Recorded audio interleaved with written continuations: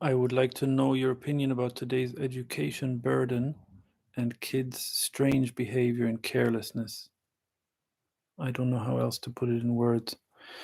Okay, the education burden, that's clear, but kids' strange behavior and carelessness, I'm not sure. Maybe you can give me an example or something more detailed.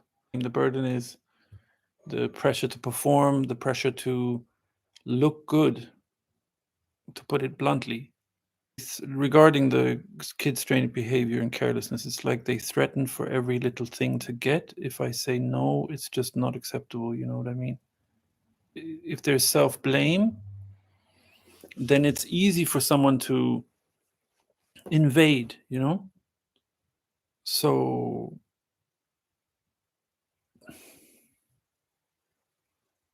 yeah, that's what invites it. I would, then there are dynamics in the psyche that invite that kind of behavior. You understand what I mean? It's got to get to a point where it's not uh acceptable anymore. How can you get rid of self-blame? See it here. Just even by seeing it, it dissolves. It's there's no real how. There's no technique because it's completely unique. Yeah, for your situation, for your senses, like how we. It could be anything, Jennifer. It can be a cry for help inwardly, that you don't even know where the help might come from, but that point, it's like an admittance that you don't have the solution, that there is no technique. Yeah, some people might have a cry for help inwardly, which is what a prayer in a strong situation can be. Um, when I say see it, it's kind of, how do you say, exposing this voice, which is turns around and puts the blame on us. Yeah, which is the ego's voice. So it's really standing up to that with rejecting it. And if you see it, then you see how nonsensical the arguments are. Why would you be to blame for anything at all? Anything whatsoever? It's not within the nature of things to blame anything. We talk about ego and such things, but there's no culprit,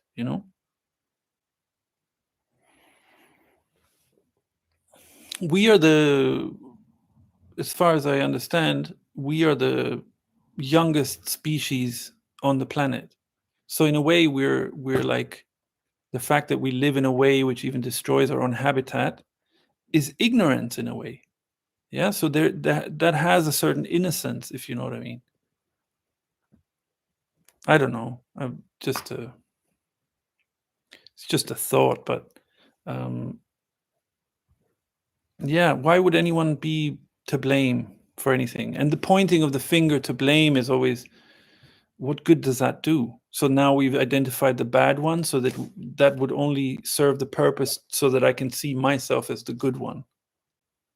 It's always the same circus. It's always the same circle.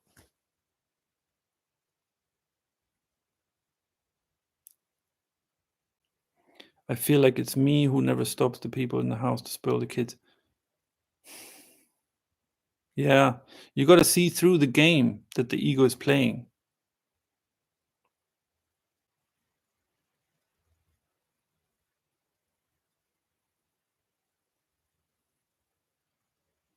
You got to see that if you're blaming yourself, then whatever happens outwardly, you will say, "Oh, it's because of me." So then, how can you be firm? You got to go. You got to. You got to go. Stop going in the past or in the future or anything like this. You know what I mean? Yeah, these things are tied to maybe past. Yeah, yeah.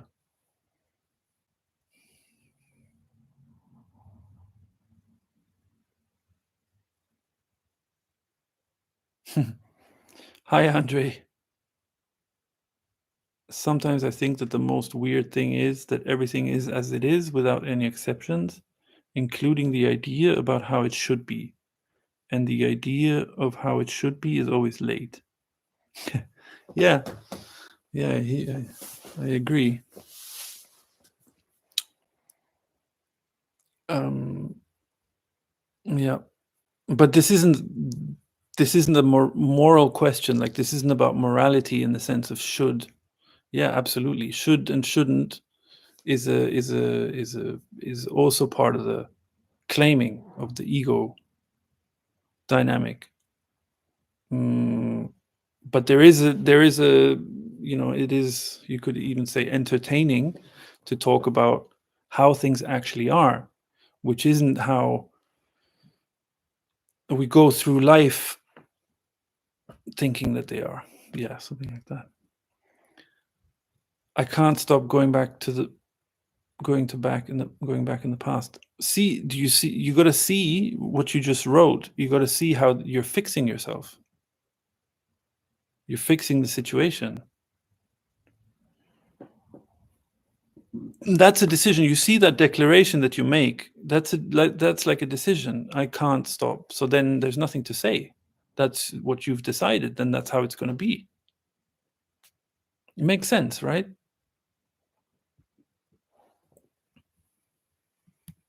Who said you can't go back? It's only you saying it.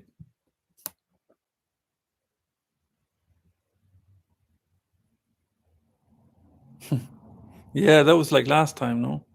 Yeah, it's good to. That's why it's good to express these things. That's like have a conversation. You get some outside perspective, and yeah,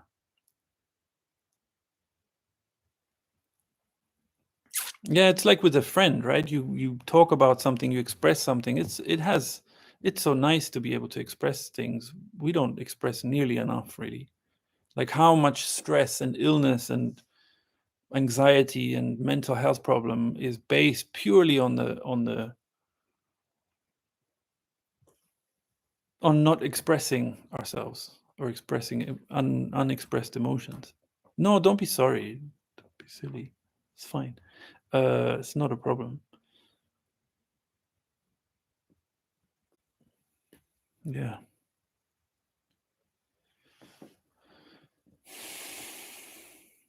If there's no culprit, then what is responsible for it all? Claiming the idea that humans are the center of everything. That you could say is a mistaken idea. It's something that is assumed but isn't so. And that claiming, at the end of the day, you can't really go to the root much more than that. It's a mystery, just like everything else is a mystery. But that's just what happens. The nearest I would say is that the ability to think and to use language, which we don't do with any care, is a gift that's unique to humans. Yeah, and this whole ego world is unique to humans. So it's the abuse of this gift. We think we distinguish ourselves thinking humans are special because of the ability to think and use language. But the ability to use language and think, to me, it wouldn't make any sense unless it includes the freedom to think up unharmonious things, such as humans are the center of it all. It wouldn't, the ability itself wouldn't make sense. It's like the ability to smell. It can smell as if there were like dull points in it. It wouldn't make sense. So it has to have that freedom. People around you are very lucky. Thanks. You see that? See that speaks about your sensitivity.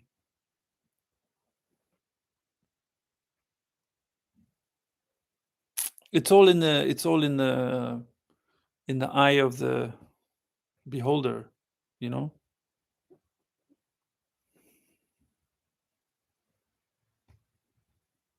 That doesn't mean that someone around me feels that they're lucky.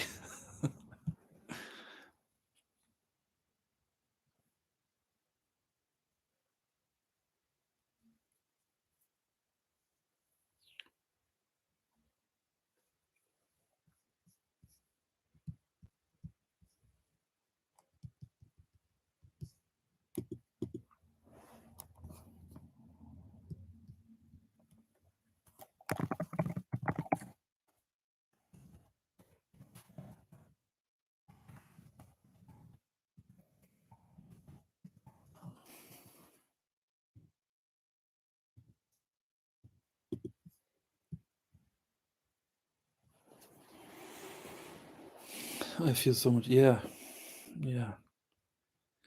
That's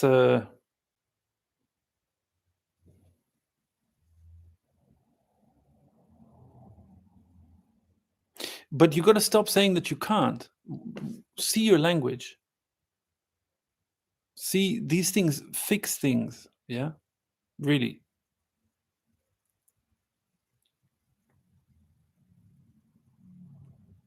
No, no, it's not a question of okay, but you see what I mean, right? Leave it a bit more open than that. Like, don't come to these conclusions because it helps you to see, just to if you don't put words to something, it's a whole different thing. You understand what I mean? And then you see the delicacy of using words. We don't take much care in using words, but really what we see in the world everywhere as evil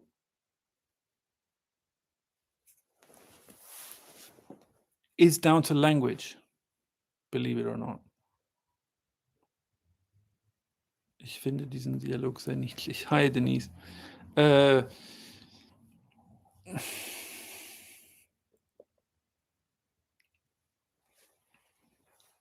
so where do feelings of inferiority come from? Yeah. Yeah, it's really integral. It's central to upholding this dynamic that humans are superior. Okay. So once that idea is seen and rooted out,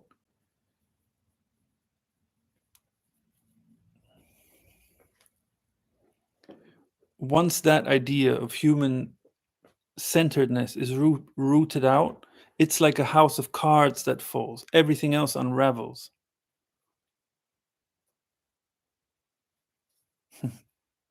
Danke. Ja, sie hat ganz schön Druck am Leib. Jennifer, see, look, the idea that humans are special, it means special has to mean something for it to make sense. So it has to be in the context of something or opposed to something that's not special. Otherwise, the word itself doesn't make sense. Or okay, so humans higher, nature lower. Yeah, everything that is bodily, physical, is earthly is seen as lower, dirty, and so on. Yeah. Okay. So to uphold this idea, it's like there's like a collection of people. Most of the people in the world are kind of like consciously or otherwise, mostly maybe unconsciously, holding up this idea, giving their energy to the idea that humans are special. Yeah, mistakenly having swallowed that belief without sort of questioning it ever. You understand? Okay, stay with me. Yeah. Okay, so you have this juxtaposition, higher and lower. To get people to continue giving their energy to this, there has to be a certain amount of fear involved, yeah, and pressure. We all know it from conditioning, from how we are brought up. Okay, there is a certain pressure. Don't listen to yourself, listen to us. We are the authority. We are the parents, we're the teachers, we're society, whatever. Okay. So this divorce between higher and lower, between humans at the top and the rest of nature as lower, doesn't exist. It's not true. It's not the way nature is at all. So when that duality isn't there, yeah, when there's just this life energy, we are directly connected. Let's say, just to paint a picture, yeah, there is no real being connected to something else, but as an example, yeah, we are connected to the source, let's say, or to our source of energy, our source of nourishment, through through our feelings, through all our senses. Yeah, and this gets put to the side or discarded or even slandered and demonized if this idea is present, that whatever is nature is lower. So basically, in one sweep, we've put away our feelings as lower. We've put away our senses. We've put away our direction, our compass, everything, to function in harmony. Yeah, it's like a centipede. Yeah, these that have so many legs. Yeah, the little like caterpillars. Okay, it's like as if they suddenly don't know how to coordinate their legs anymore. It's like that. It's the ability to really function in a healthy way, in an integral way. Okay, that's based on that. So it's really our own nature, which is animal. We are we are mammals.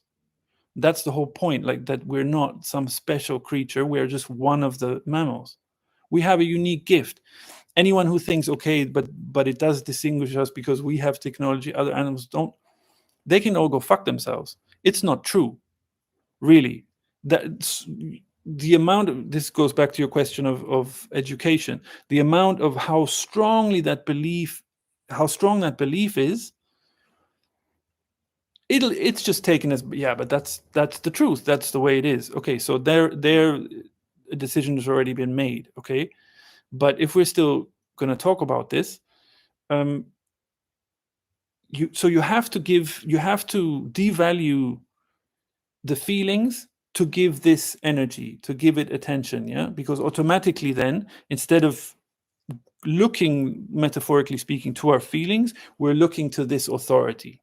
Okay, this paradigm, this way of looking at things, with all its, this whole world of claiming, with all its authority and systematical organization and all that. Yeah, which is based on power, quote unquote, because power is not something that exists, it's an invention.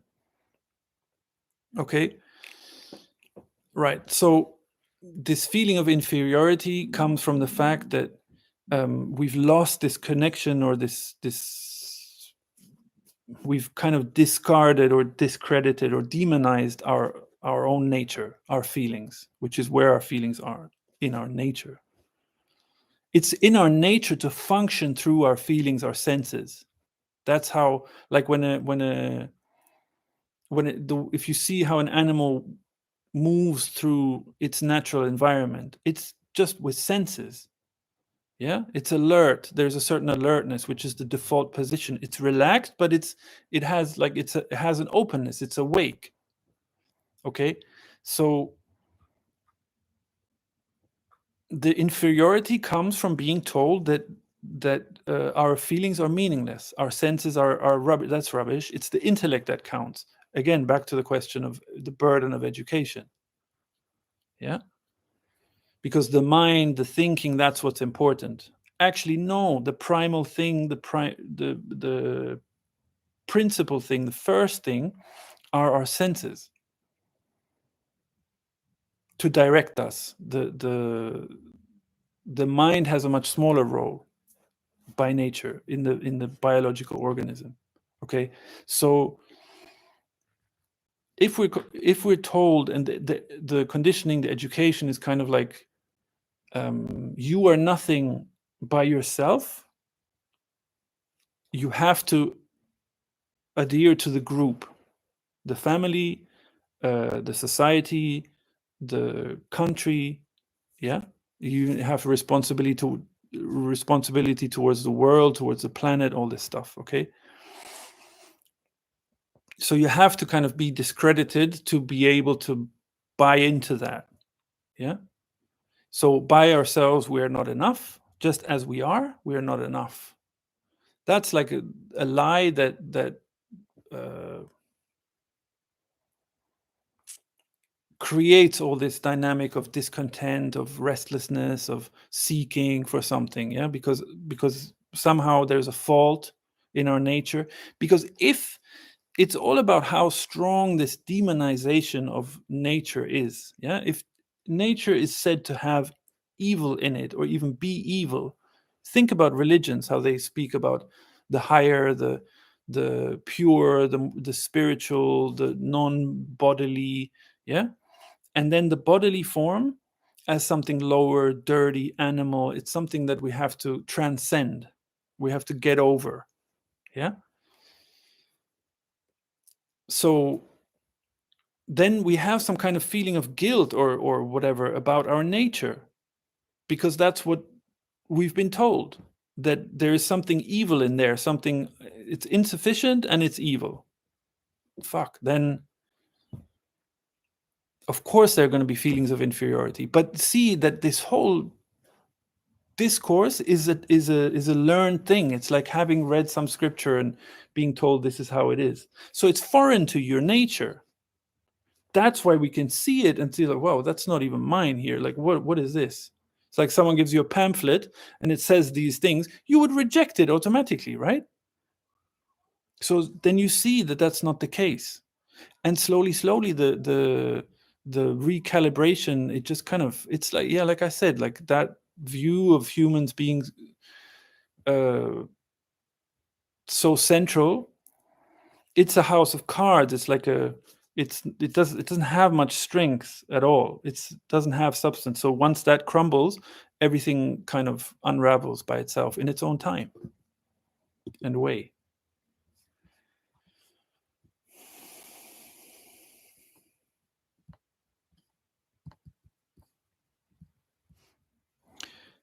That's so helpful. Thank you. What can be done for this type of conditioning? What I just said, like, it's really just, we're having this conversation. You see certain things, it resonates in you. Yeah. This is for now. This is not like we're doing something about it, but this conversation happened. It's part of the flow, let's say. There is no real flow, but we can put it that way. Yeah, it just happens. And you will drift towards what is resonates with you. If you're sincere, if you have even the minimum of openness and sincerity, then you will just drift in those. There are so many ways. And then if you miss this one, which doesn't really happen, but if it seems like, oh, I missed that one, well, then something else will come along, you know?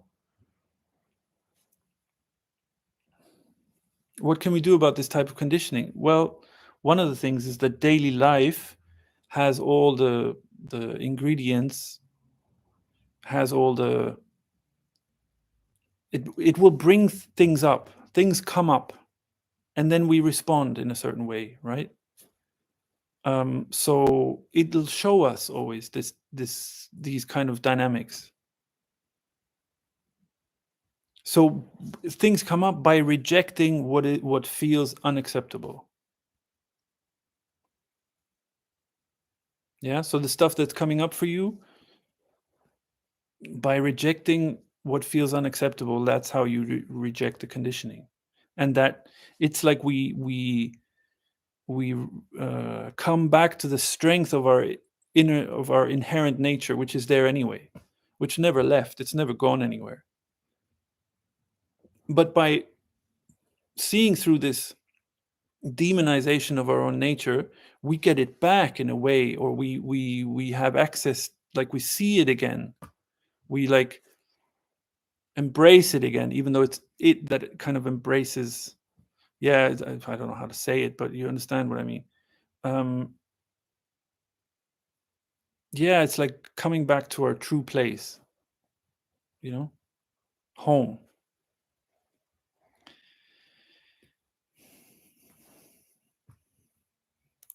And we don't have to do anything about the conditioning. It's just like, okay, if you can say that,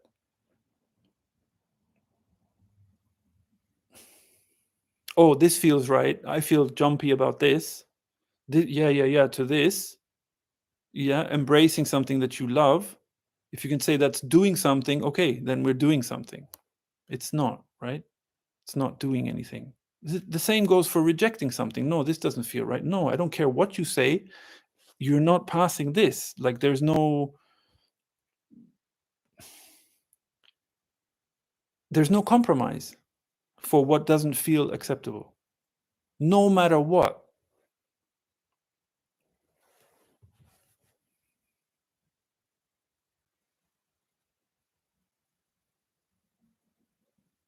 That has all the strength. Like that's like, That's why you see that nature and the strength that it has, which we're saying, I was talking about power before, that's something that doesn't exist, but the strength that's inherent in nature, it doesn't flow towards ego. It doesn't make any compromises. It never nourishes that which isn't in harmony. Yeah.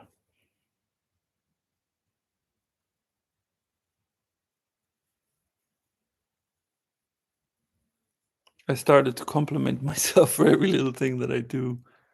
It can be trivial. It does not have to be for big accomplishments. It's kind of a reprogramming and it's transforming for me. Amazing. Good. If it works for you, then, whatever works. That's why I said, Jennifer, before that it's unique. Like there's no technique. It's really unique to the situation. The one thing I would say, like in terms of like Denise is saying about something that works for her, yeah, or something that just resonates, just comes up, and it has a freeing effect. The thing is that those things aren't techniques. As soon as we make them into some kind of practice, what we're doing is that we're overlaying something over the problem. So there's some negativity, let's say, quote unquote, let's put positivity over it. Then we might feel some, yeah, this is nice for a while, but it doesn't touch this. It's really this, seeing that this isn't so, boom. Then what's there is our nature. And there is only goodness there. This lie that the nature is somehow evil, you got to see through that. Oh, but nature is. I can't even fucking watch a nature documentary without there. Oh, this animal is surviving against all the odds. This harsh environment and this that. It's always harsh. Nature is always unforgiving, cruel. Yeah, it's nonsense. Look how much effect like we. Yeah.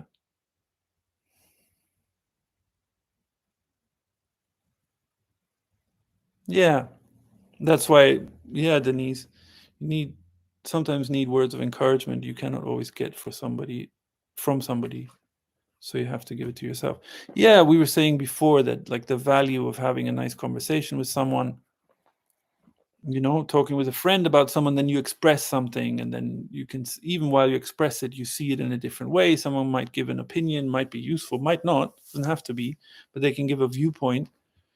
Um, if they're worth talking to, then they're not going to give you just some palaver that's been re-chewed, or give their opinion about how they know how this is good, you should do this, that, but someone who would really listen. Yeah.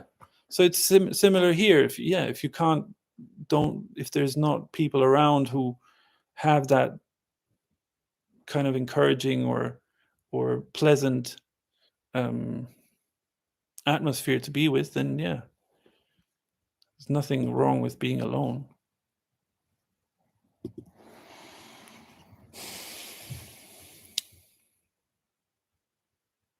Which doesn't actually make sense, the term, even the term alone, in the absolute sense.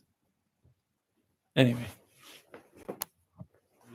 it's amazing to have someone to talk to, but it feels like it is hopeless to depend on people for your happiness. It's a floskel. I know, but I feel for me now, no one can ever fill a void in me. Floskel is like a saying, or like a cliche, maybe. But yeah, Denise, the thing is that there is no void in you. There never was. But yes, absolutely, 100%. Like dependency on someone else is a yeah, is a ruse. It's a trap.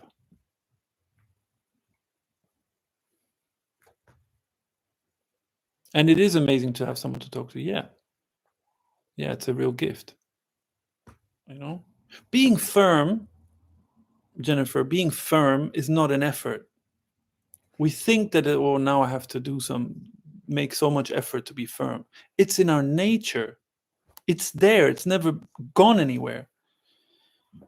It's just that we stuck it in some dark corner and decided that it has no value. It's never been accepted. We've always been scolded for it, so mustn't use it. But yeah, it's not an effort. It's, on the contrary, it's our nature.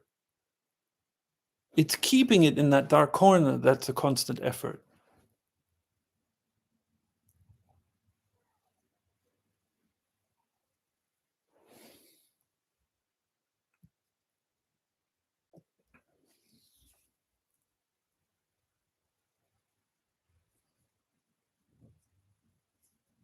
But yes, as an Indian and as an Indian woman, there's a certain amount of, I don't want to say fighting your way out of it, but yeah, firmness, just natural, her inborn firmness to say, no, I'm not going to do as you command or as you say, or yeah, no matter how much pressure.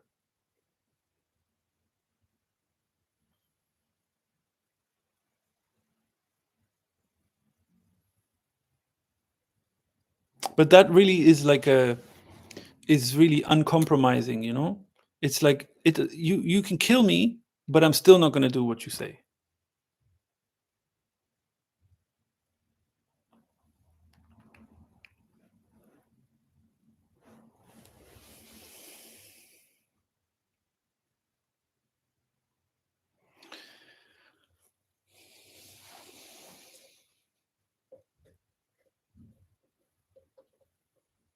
Yeah, I said to you, Jennifer,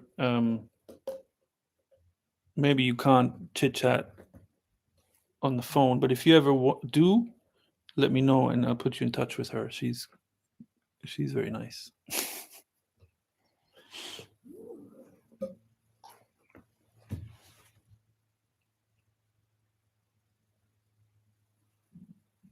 But life also takes us out of certain situations or neutralizes certain situations. It's really all about where we fearlessness, yeah. It's all about where we direct our energy, in a sense. Again, that it's the thing about language. Language is totally relative, so it sounds like something to do, an effort to make. No, it's really about, like, you could say, like, the energy is flowing, and then we're kind of embracing it with our feelings, or we're not. Even that's saying too much. It still sounds like doing something, but yeah, don't know how else to say it. So, through, like, if we ignore our deepest sense of things, and I don't mean some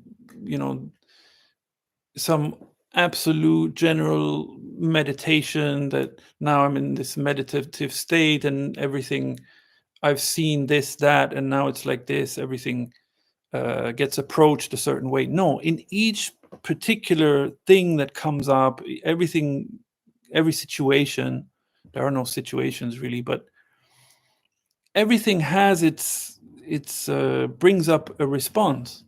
So if we spend enough time going against how we really feel deep down, then that inner energy gets more dull, or the voice inside that would kind of, the compass is kind of, we don't hear it anymore. Yeah. But the opposite also, like, if the more we give credence to it, the more we listen to it, the more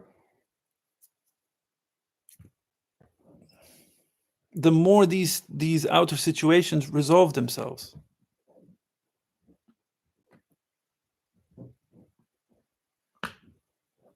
The more we get taken out of situations that aren't good for us, or these situations just neutralize.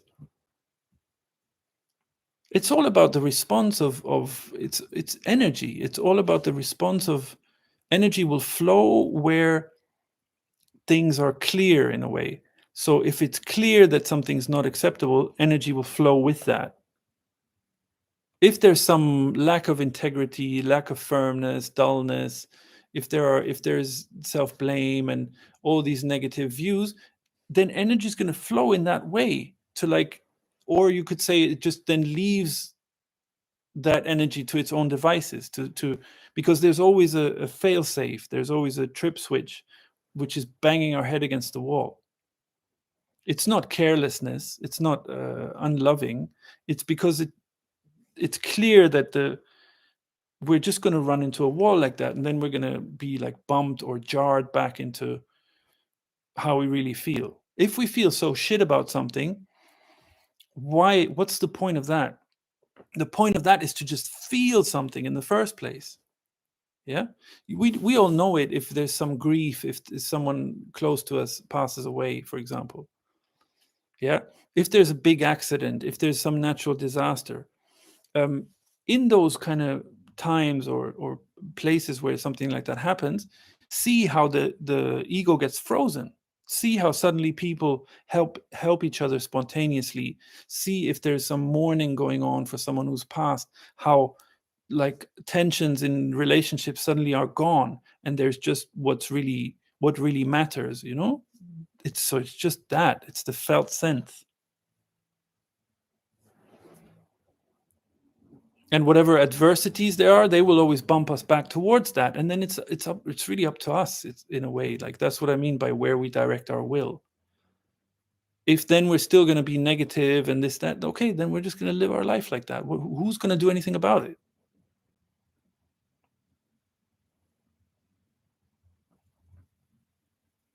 It's not like we don't have opportunities. Can never say that.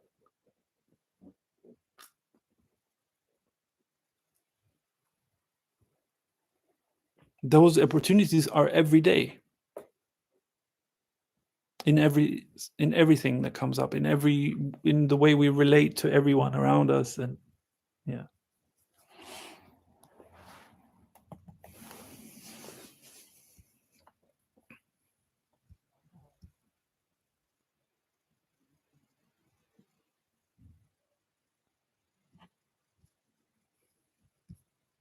Yeah, Jennifer, from what we've talked about so far, you identified it yourself. You told me yourself, like, if you see that self-blame is going on, you got to, in a way, you got to stand up to it. You got to, yeah, not engage in it.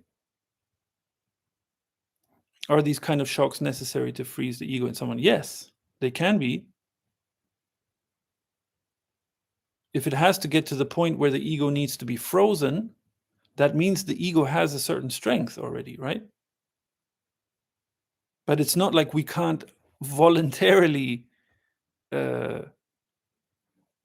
not engage with it or see it and reject it.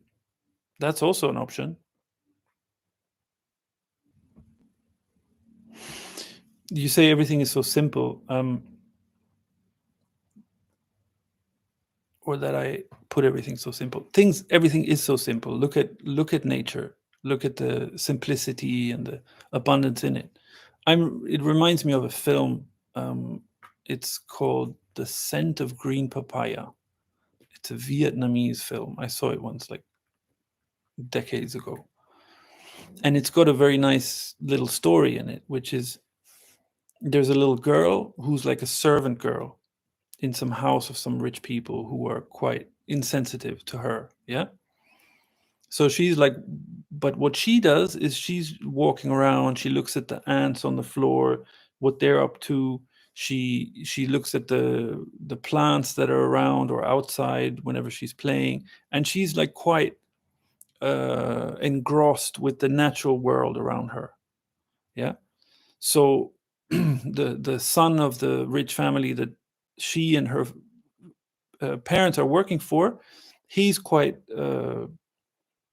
cruel with her. Like, she's got some bucket of water, and she's cleaning, and he'll come over and kick it, things like that. Yeah. So so then the film progresses, and through her, somehow, I can't remember the details, but somehow through this staying with nature, that's kind of her world. and she's kind of like, okay, that's just some nonsense that I'm not going to engage with, which is a firmness kind of, yeah. Slowly the thing develops, and her life works out so beautifully. She then gets married to someone who's of that same social standing as the people that she worked for. It's not from their family, but someone else. I can't remember. Anyway, someone with money. So that means that she comes out of that situation of poverty, and then she's like, has a family with him, and it's kind of, and the point of it is kind of that the, I don't know, the adherence to nature, her love for nature, makes everything flourish in her life. Yeah. So that's the simplicity. The nature is in here. So if we stay in, because by we are by biology, we are part of nature, right? It's only the thought that we are special and engaging in all the efforts to seem special, that's claiming. So then we join that movement, so to say. Yeah. That's where the trouble starts. Okay, if we're doing it unknowingly, that's one thing that still has some innocence. But now, like, you're already, if you're watching this, you're fucked already, because you know what's going on.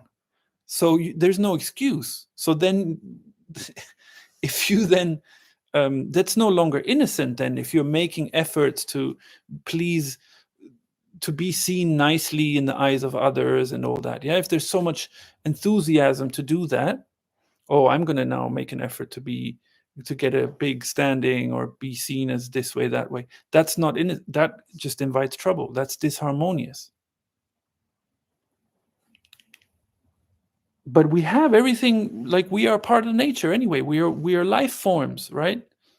So just staying with that is